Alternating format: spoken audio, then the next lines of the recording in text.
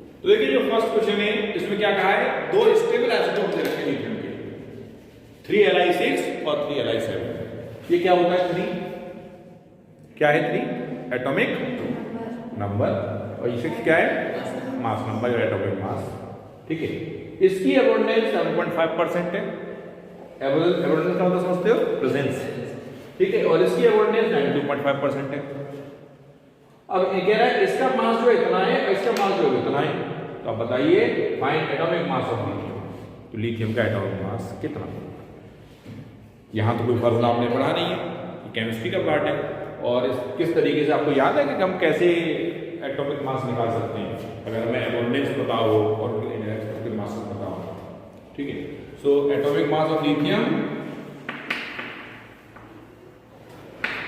Is equals to, आप करेंगे 7.5% of this mass into लगा 6.01512 यूनिट्स प्लस 92.5% ऑफ 7.01600 यूनिट्स।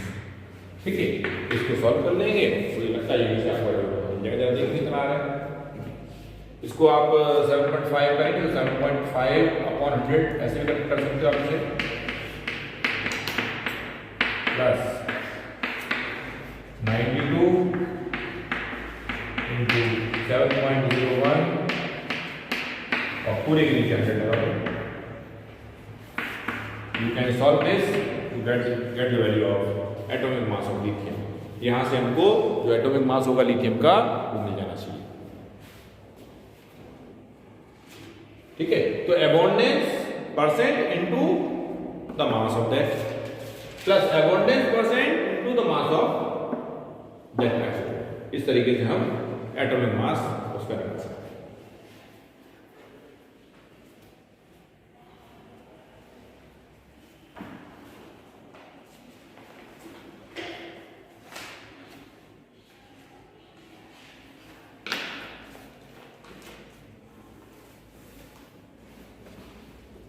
6.941 आ रहा, देख लीजिए चेक करके 6.941 इतना आंसर आ रहा है। मैं चेक आप चेक कर लेना, मल्टीप्लाई भी लंबा चल रहा है और कैलकुलेशन आराम से कर लेना, यू कैन वेरीफाई इट। ठीक है, तो फॉर्मूला समझ में आ रहा है क्या करना है, abundance into its mass plus abundance into the mass of. और यहाँ 2 की जगह 3 4 होते तो भी कोई दिक्कत नहीं है।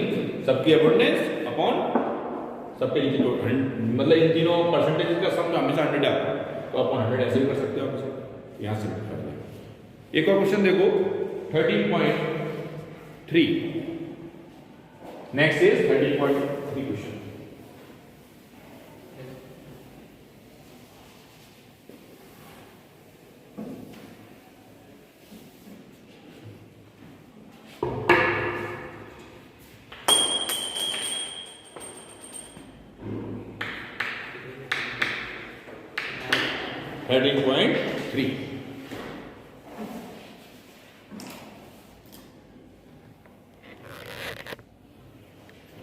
क्या है देखिए क्वेश्चन,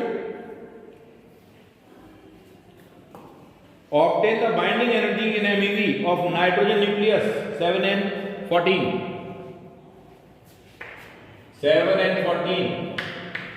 नाइट्रोजन न्यूक्लियस की बाइंडिंग एनर्जी कह रहा है, निकालिए बाइंडिंग एनर्जी क्या होगी। अगर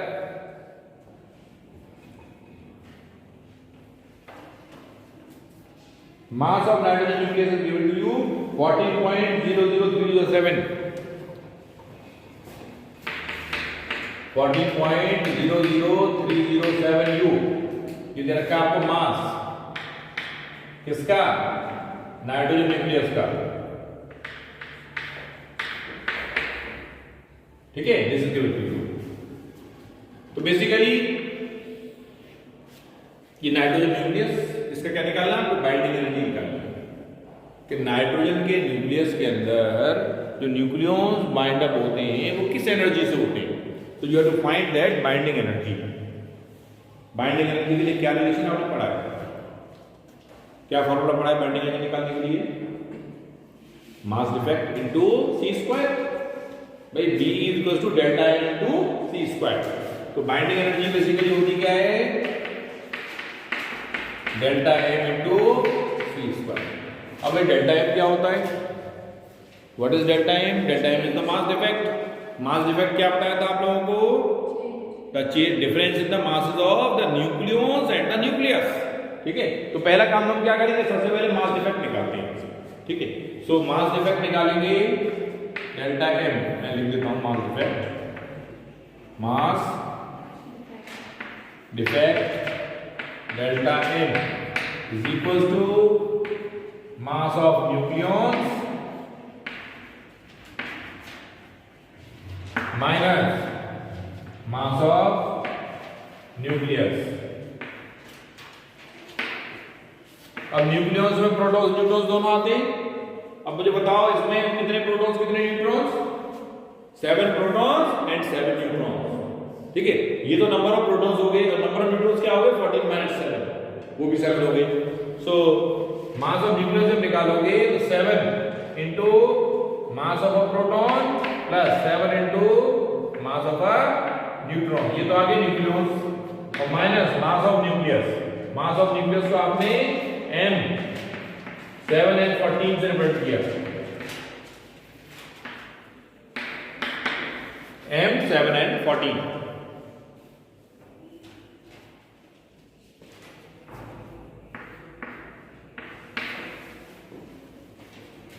अब देखो मास of proton, mass of neutron, ये सब आपको प्रोवाइडेड है और पेपर में मिलेगा, ऐसा कुछ नहीं रटना, कुछ नहीं है, सब लिखा हुआ रहेगा।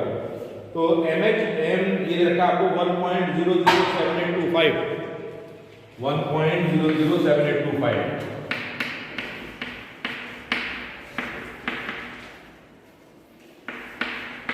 मास of proton plus 7 into mass of neutron दे रखा है 1.008665, 1.008665 ये रखा है मास ऑफ न्यूट्रॉन। इन्हें जोड़ दीजिए और इसमें से क्या लेस कर दें, माइनस मास ऑफ न्यूक्लियस जो भी दे रखा है कितना, minus 14.00307। If you solve this, you will have the mass defect। ठीक है, अब मास डिफेक्ट जो आएगा वो आएगा, देखिए मेरी समझिए बात मैं क्या कहना चाह रहा हूं, मास डिफेक्ट की वैल्यू जो भी आएगी वो आएगी यूनिट में, यू में, यानी एटॉमिक मास यूनिट यू। इसको तुम्हें कन्वर्ट करना पड़ेगा MeV पर C स्क्वायर में।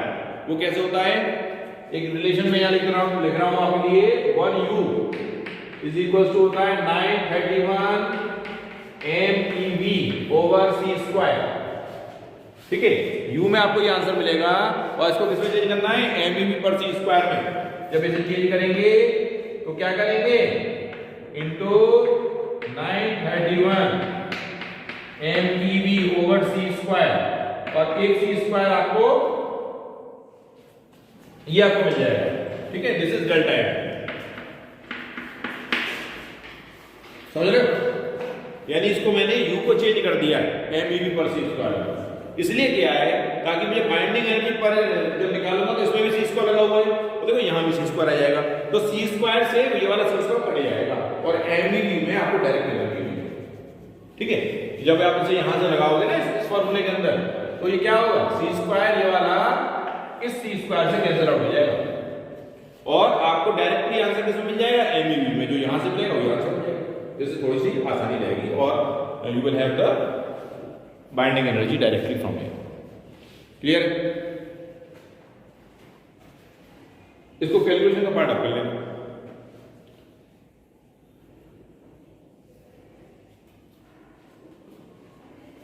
अब देखो एक क्वेश्चन और देख सकते हो आप, वन मोर क्वेश्चन। ये देखिए एक बात और बता दूं मैं आपको, क्वेश्चन नंबर 13.6 से लेके 13.10 तक ये सभी क्वेश्चन जो है अब आपके सिलेबस में नहीं है। 13.6 टू 13.10 क्यों? क्योंकि ये उन टॉपिक्स के ऊपर बेस्ड हैं जो टॉपिक्स सिलेबस से हटा दिए गए। 13.10 अब 13.11 हम अभी देखते हैं। ये भी क्वेश्चन अच्छा है और आप ऑलरेडी कर चुके हो इस तरीके से। क्वेश्चन है obtain approximately the ratio of nuclear radii of the gold nucleus AU 79 AU 197 and the silver isotope 47 AG 107। यानी गोल्ड और सिल्वर के लिए आपसे कह रहा है बताइए इनके जो न्यूक्लियस होंगे उनके रेडियस किस रेशियो में होंगे। गोल्ड और सिल्वर के जो न्यूक्लियस होंगे वो किस रेशियो में होंगे। ठीक है, तो 13.11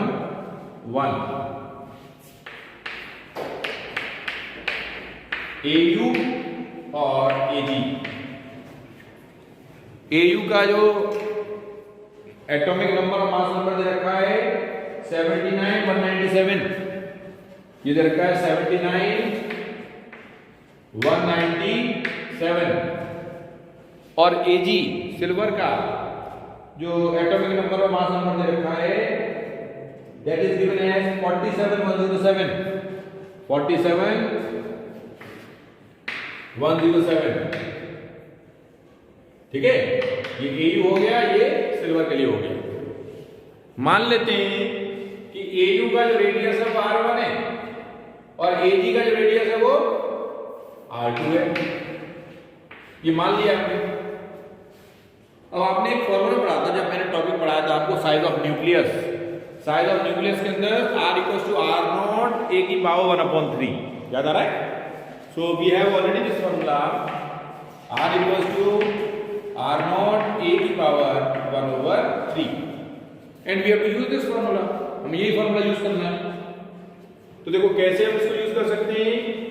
तो यहां से R1 over R2 is equals to R0 तो देखो रेशियो लेंगे तो कट ही जाएगा, ये A1 अपॉन A2 की पावर 1/3 ये आपको मिल जाएगा। फॉर्मूला जो लगाएंगे वो ये लगाएंगे, सिंपलीफाई होने के बाद इसका इस्तेमाल करके ये मिल जाएगा आपको when you take the ratio, जब आप रेशियो लेंगे।